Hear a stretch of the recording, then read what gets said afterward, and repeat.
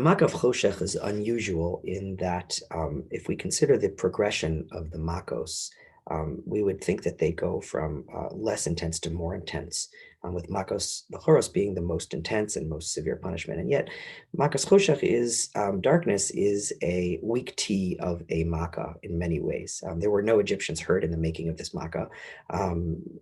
What goes on is that the Egyptians are unable to see, and perhaps they're unable to move, depending. Rashi says Vayamash Choshech, the language of the pasuk. It says Vayamash Choshech is from the language of Meshasha, of palpability. This was some sort of palpable darkness. The Egyptians were fixed in place, but no one was actually hurt. Their property was not directly damaged.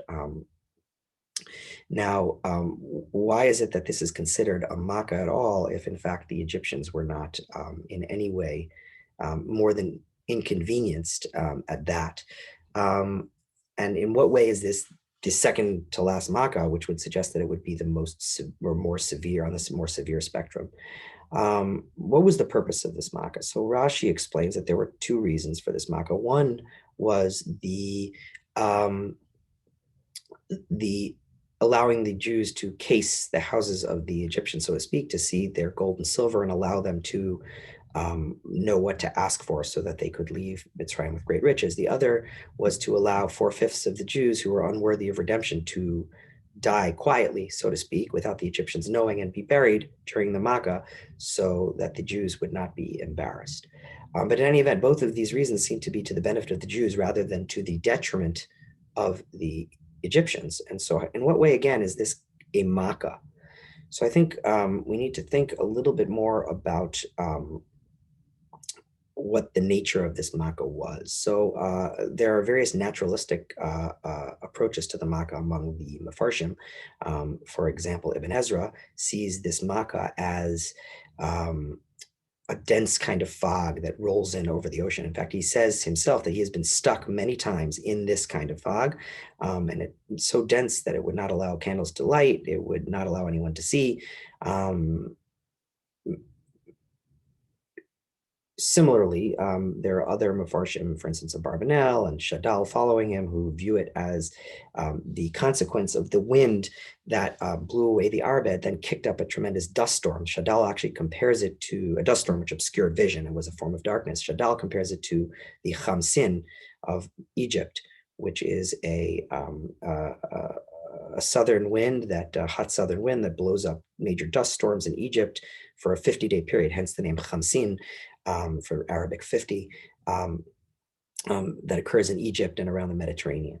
We're familiar with this word from modern Hebrew now. In fact, the Torah Tamima, interestingly, raises the suggestion that based on a medrash that says that the darkness was as thick as the width of a dinar coin, he actually suggests that perhaps the darkness was a membrane over the eyes of the Egyptians, which did not allow them to see rather than actual darkness. But there are many other Mefarshim who reject this naturalistic approach taken by these Mefarshim and instead say darkness was some sort of supernatural event. Xavier Kabbalah points out, Rav Mecklenburg points out that the word Vayihi Choshech, which is used in the pasuk, suggests that there was a creation, just like Vayihi Or, and more on this later. But just like Vayihi Or, which created light, Vayihi Choshech creates some sort of darkness. It's not just the lack of light, but rather a physical, perhaps metaphysical entity that actually needs to be created. So where does this dense new darkness come from? So the Medrash Tanchuma brings two suggestions. One suggestion is that the darkness comes reasonably enough from Gehenna. It's some sort of hellish darkness. It's notable that in Paradise Lost, John Milton describes and John Milton was well familiar with these midrashim, interestingly, but as were many Protestant ministers of his time, they used them for biblical interpretation, but he was familiar with them. And indeed, he writes that when Lucifer is looking around with his band of devils in hell, right at the beginning of Paradise Lost, it says that he looks around the dismal situation, waste and wild, which is actually a translation of tohu and bohu, which he knows exactly what he's doing because the next word in the pasuk in Bereshis is the choshech. So, and he says, a dungeon horrible on all sides round, as one great furnace flamed, yet from those flames no light, but rather darkness visible. So this idea of a palpable, visible darkness as being a hellish darkness is reasonable enough. However, the other suggestion is a bit stranger. The Medrash Tanchuma says that the other source of the darkness, bringing a pasuk sort of taken out of context, is that the source of the darkness is Shamayim, is Lamala, which is odd. Why would we think of darkness like this as a punishment, no less, as coming from Shamayim? Now, even more strange is a statement by Rabbeinu Bachya, also presumably based on a medrash, that the word Choshech appears 3 times in the Parsha of Choshech, and each one represents one particular instance in the history of Choshech. The first one was during the Bris Bein Absarim, which was a terrifying event for Avram Avinu at that point. The second is the darkness of Mitzrayim itself.